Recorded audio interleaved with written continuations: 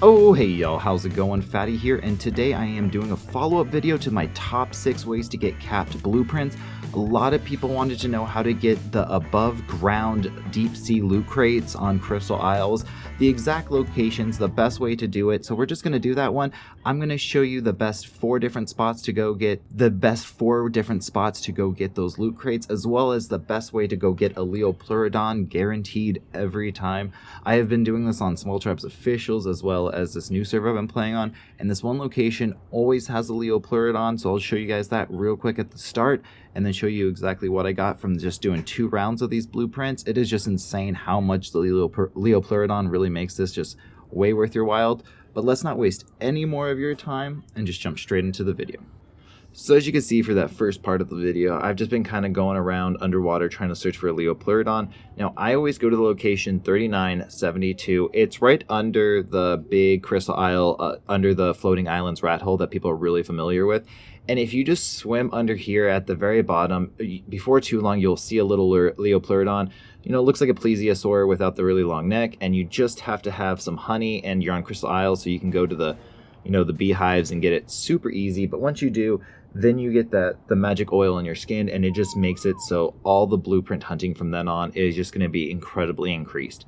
Now, from when I've done this, it doesn't necessarily make better things appear, right? You're still going to get slingshots every once in a while, ghillie suits, just stuff that you don't necessarily need, but it's just the quality of those is always better. So on like this server, for instance, crafting skill is really boosted. So for me, I don't actually use the mystic oil on this one because a lower level blueprint can get you to capped a little bit easier. So just know what you need, right? If you're on a small tribe server, right, you don't always want a capped. I'd still use the Liopleurodon, but you want capped, but you don't want it to be base capped, so the resources are super expensive, right? You want it to be a really nice one that the resources aren't crazy expensive, that you can boost up until you get to capped. But anyways, small rant over. From here, I always start on the blue ob side. That's just always the easiest one for me. A lot of times I tie this in with the underwater drops.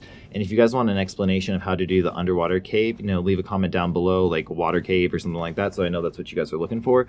But so if I end up there, I always come back over to this side before I kind of head back to my base. So when you're on this side, the best thing I always like to do is just hang to the outside, and then you're going to see all these like bubbles appear. And then to the left-hand bottom side of the screen, you're going to see a bubble that's not kind of floating up on the air, that's actually on the ground. And that's always the first one that I'm going to start off with. This one is usually the easiest one to find, but oftentimes it's a little bit more picked over. I did have to come back like 2 or 3 times on the server before it actually showed up so I could grab the clip of it. But right here, you're going to see this like formation of rocks. It's right next to the trail.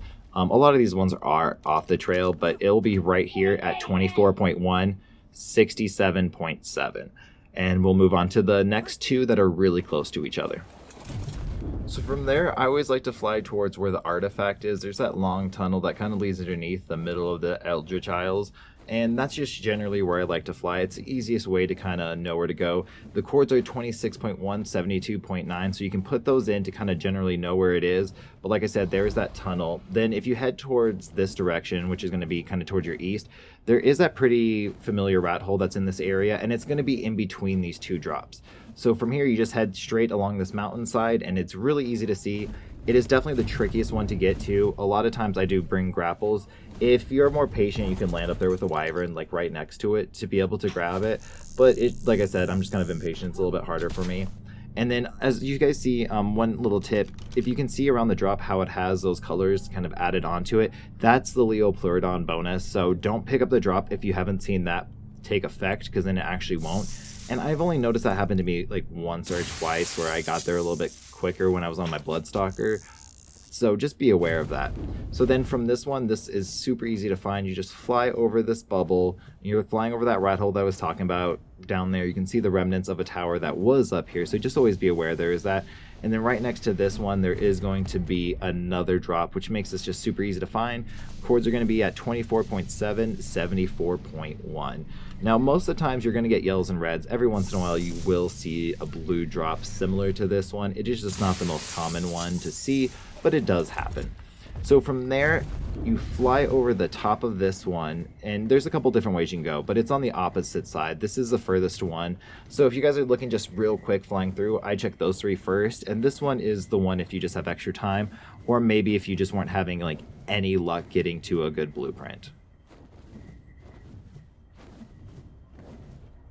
So when you do get over to this other side, really what you're looking for is this pillar. So you're going to see this big overhang with this crystal hanging down.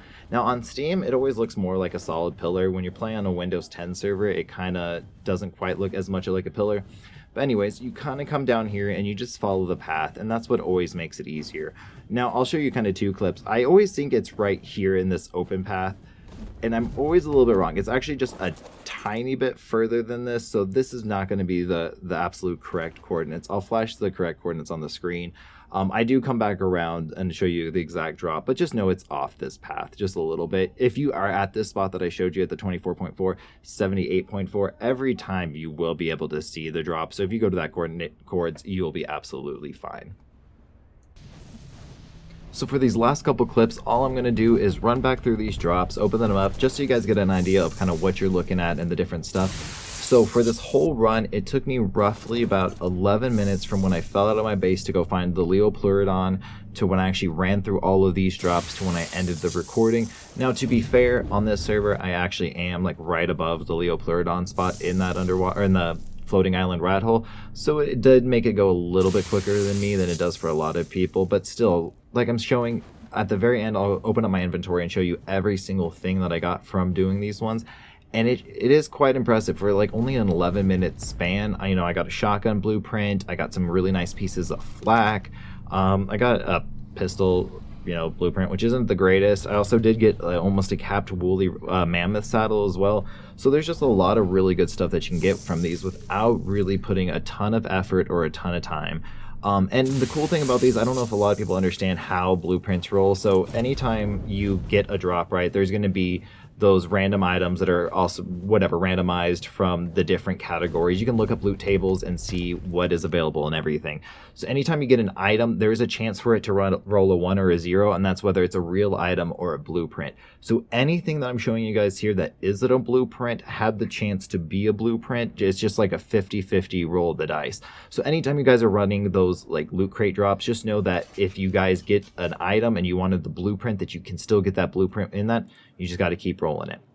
As always, guys, thank you so much for watching. Don't forget to check our merch shop at ripdieco.com. It's got all the links down below. We got some cool pentagrams and Jack Skellingtons. It's really fun for spoopy season. Get them while you still can, as well as check out just some of the other fun designs we have as well. And always, guys, thank you so much for watching, and I will catch you guys in the next video. Peace.